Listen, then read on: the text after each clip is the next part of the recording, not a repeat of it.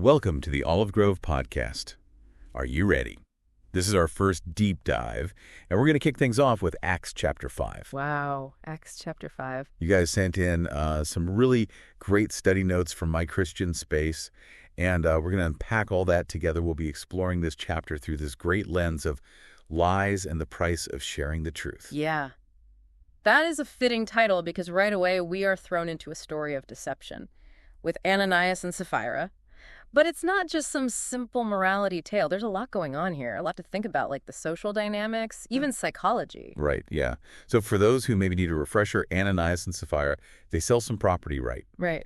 And they donate part of the proceeds to the church. At first glance, it seems pretty generous. Yeah, you would think. But the MCS notes point out something really interesting about the CJB translation of the passage. Yeah, the emphasis isn't really on how much they gave, but the lie they told about it. Like, they wanted to appear super generous, maybe even more than other people. Even if it wasn't the whole truth, it makes you wonder what would drive them to those lengths.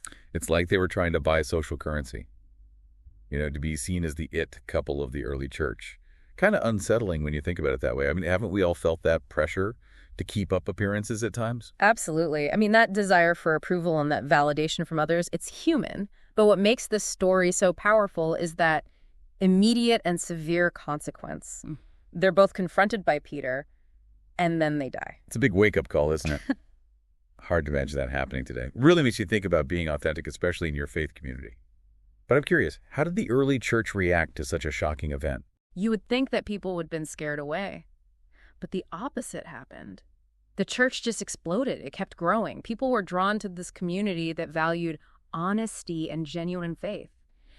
The MCS notes talk about how believers started gathering at Solomon's colonnade. Pretty symbolic. Yeah. Because it wasn't part of the temple, right? So non-Levites could gather there. Yeah. And that shows just how dedicated they were. They wanted to be as close to God as they could, even if they couldn't be in the most sacred space. That's powerful. And it wasn't just gathering. This time is filled with signs and miracles, even healings from Peter's shadow. Oh, yeah, like people would line up hoping to be touched by Peter's shadow so they could be healed. It speaks volumes about the faith they had. That belief in God was everywhere. It makes me wonder if we underestimate the power of how we display our faith today. Sometimes it feels like we're just focused on our own personal beliefs. But maybe seeing someone genuinely live out their faith can have a big impact, just like back then. Good point. But all this growth in these miracles, well, not everyone was thrilled about it. Right, the MCS notes mentioned there was tension. With the Sadducees, why were they so threatened by the apostles? Well, the Sadducees, they were really powerful, part of the Jewish religious hierarchy. Yeah. And their beliefs, they were very different than the apostles. They didn't believe in resurrection. And that was a huge part of what the Christians were preaching. So basically the apostles were challenging their whole worldview and their authority. Exactly. And how they reacted was harsh. They arrested the apostles and threw them in prison. But God had other plans. The prison break, orchestrated by an angel no less, really shows God intervening and protecting those who were sharing his message. But what's interesting is how the apostles reacted after being freed. They didn't even hesitate, went straight back to preaching, even though they could have been punished again. Shows their commitment to the gospel. So committed to the truth. And that's highlighted even more in what happens next. They're brought before the Sanhedrin. That's the highest Jewish council. And that's where we meet Gamaliel. Yes. Gamaliel, a Pharisee and a well-respected teacher of the law. Very wise. Oh, and this is interesting. He was Paul's teacher. Adds another layer to Paul's story and his conversion to Christianity, doesn't it? Wow. That's quite a connection. So what did Gamaliel do about the apostles? He gave the Sanhedrin some wise advice. He said, if this new movement is from people, it'll fade away on its own. But if it's from God, nothing can stop it. Pretty powerful argument. It's totally different from what the Sadducees did. They reacted out of fear and wanted to stay in control. So did the Sanhedrin listen to Gamaliel. They did to an extent. They flogged the apostles and told them to stop preaching, but they didn't kill them. The apostles' response to that punishment is pretty remarkable. Yeah, the MCS notes say they rejoiced. Doesn't seem to make sense, but their faith was strong. They thought that suffering for what they believed in was an honor, a sign that they were doing the right thing. It makes you think, how would we respond to that kind of persecution? Would we be willing to go through hardship, ridicule, even physical pain for our beliefs? Yeah, it's a question worth pondering. Before we go any further with our dive into Acts chapter 5, I want to take a moment to talk about something very special to us. The work we do here at the Olive Grove Podcast is connected to Enduring Freedom Ministries. Yes. Enduring Freedom Ministries is all about giving people the power to overcome addiction and homelessness. They provide so many essential services: food, shelter, clothing, job training. It's all about helping people rebuild their lives. It really connects to the message of hope and transformation in Acts chapter 5. The early church was all about helping each other and those in need. We can all be part of something bigger than ourselves. You, our listeners, you can be a part of this. By partnering with Enduring Freedom Ministries, you can help give those who are struggling the resources and support they need. Think about it. For just $4 a month, you can give someone a hot meal, groceries, clothes, a haircut, and laundry services. That's less than your daily coffee. It's incredible to think we can all be a part of something so meaningful. Let's get back to Acts chapter 5. We left off with the apostles getting flogged and being told to stop preaching. But instead of being discouraged, they were joyful. It really shows you how much they understood their faith. They didn't let suffering stop them. They saw it as like proof that they were committed to Christ. It really makes you think about how much we like to be comfortable, doesn't it? We complain about little things while those early Christians faced real danger and they had joy. Makes you wonder, what is really important in our lives? What are we willing to sacrifice for? This chapter makes us think about that. What are our priorities? What motivates us? I agree. And, we can't just forget Ananias and Sapphira. What happened to them was tragic, but there are lessons to learn. The MCS notes say that they wanted to look generous because they were afraid of being seen as less than the rest of the community. It makes you think about how people interacted back then. That early church was close. Maybe there was pressure to fit in, to show everyone how good you were. It's a good reminder that even in a faith community, we're still human. We can be tempted to care more about what people see than what's truly in our hearts, to want people to like us instead of wanting to be closer to God. That's where discernment is so important. Like Gamaliel said to the Sanhedrin, wait and see. We shouldn't jump to conclusions or make decisions based on fear or pressure. Yeah, the MCS notes talk about how wise Gamaliel was to tell the Sanhedrin to leave the apostles alone. He said if what they were doing was from God, then it would last. And that's true for more than just that one situation, isn't it? How often do we judge or fight against something new just because we don't like it or it makes us uncomfortable? It's a good reminder to be patient, to really look at things closely, and to ask for advice from wise people before we jump in and make a judgment. Exactly. And with all this drama and excitement, it's easy to forget one amazing thing. The church kept growing even with all the challenges and persecution. The MCS notes highlight that gathering at Solomon's Colonnade. It shows just how dedicated those believers were. It's a powerful image, isn't it? These people wanting to be so close to the temple, even though they weren't allowed inside. It shows how much they wanted to connect with God. And it wasn't just in their minds. There were signs and miracles, people being healed by Peter's shadow.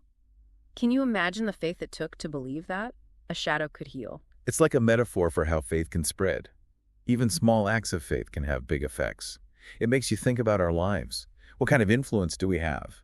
Are we encouraging people and showing them faith, or are we hiding because we're afraid? Big questions to ask ourselves. Acts chapter 5 isn't just a history lesson. It's like a mirror showing us what we believe and how we act. It's amazing how much this chapter teaches us about human nature, the way faith communities work, and how God works in the world. It's full of contrasts, deception and honesty, fear and boldness, weakness and God stepping in. And in the end, it's a story of hope.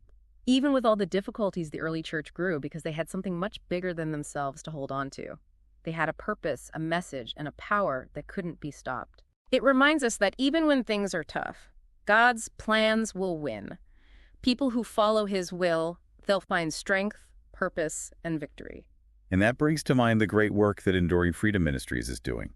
They're like the early church. They care about people and offer help and support so people can break free from addiction and homelessness. It's really inspiring to see them providing food, shelter, clothes, and job training. It's a real example of love and compassion. And like those people who stepped into Peter's shadow, even our small efforts can change things. Don't forget, for just $4 a month, you can give someone a hot meal, groceries, clothes, a haircut, and laundry services. It's a chance to be part of something that really changes lives. Now, as we get to the last part of our look at Acts chapter 5, let's see how what we've learned applies to us. We've seen the consequences of caring more about what others think than about truth. We've learned about being patient and discerning. We've seen how strong faith can overcome persecution. But what does that mean for us today? Maybe the biggest takeaway is that faith isn't something we just keep to ourselves. It affects other people. The things the early Christians did affected their community and eventually changed the world. So we need to ask ourselves, how can we live out our faith in a way that makes the world a better place? What kind of impact do we want to have? Yeah, those are good questions to think about. Acts chapter 5 is a challenge for us. It's not just about believing, but about how we act, how we treat others, how we contribute to the world. Like they say, faith without works is dead. We can't just sit around and hope things will change.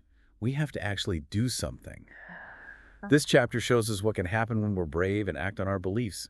Look at the apostles and those who tried to stop them. Yeah, that contrast is striking. Ananias and Sapphira, they were scared of what other people would think, and that led them to lie, and that had terrible consequences. But the apostles, they really believed in their mission, and nothing could stop them. Not prison or beatings or threats. And they did it all with amazing courage and joy. It's inspiring, but also kind of scary. Makes you think, how can we be that brave in our own lives? Yeah. It's so easy to get overwhelmed by our problems or what's going on in the world. That's where the early church is such a good example for us. They were just a small group of people, and everyone was against them. But they kept going, and they grew stronger. The MCS notes talk about their gatherings at Solomon's Colonnade. It shows how devoted they were to their faith, even though they couldn't even go inside the temple. It reminds us that real faith isn't about being comfortable or getting what you want. It's about staying connected to God, even when the world feels like it's against you. And sometimes just a small act of faith can make all the difference. Like those people who were healed by Peter's shadow. Yeah, it shows how powerful faith can be, even when we don't understand it. We might not see the results right away, but believing can change things for us and for the people around us. So as we finish up our deep dive into Acts chapter 5, what are the main things we should remember? I think this chapter tells us to check our hearts. What's really driving us? Are we just trying to impress others, or are we being true to ourselves even when it's hard? It also challenges us to be brave in our faith. Not by being loud or picking fights, but by living out what we believe in and showing others what's true. And it reminds us that even little acts of faith can spread and make a difference. Real courage means doing what God wants us to do, even when it's not popular or easy. And the most important thing is that it gives us hope. The early church had so many problems, but they thrived because they had something bigger than themselves to rely on. We can have that same strength when we rely on God. We've learned so much in this deep dive, but we've only just begun to explore the book of Acts. Keep studying this incredible story of the early church and see what timeless truths you can discover. And to continue learning with us, subscribe to the Olive Grove podcast on YouTube. We'll be going deep into more parts of the Bible with you. We'll explore what it means and how it relates to our lives today. And if you want early access to new episodes and even more resources, visit the My Christian Space website. They've got great stuff to help you grow in your faith and connect with other believers. Thanks for joining us on this deep dive into Acts chapter 5. We'll see you next time for another exciting journey through God's Word.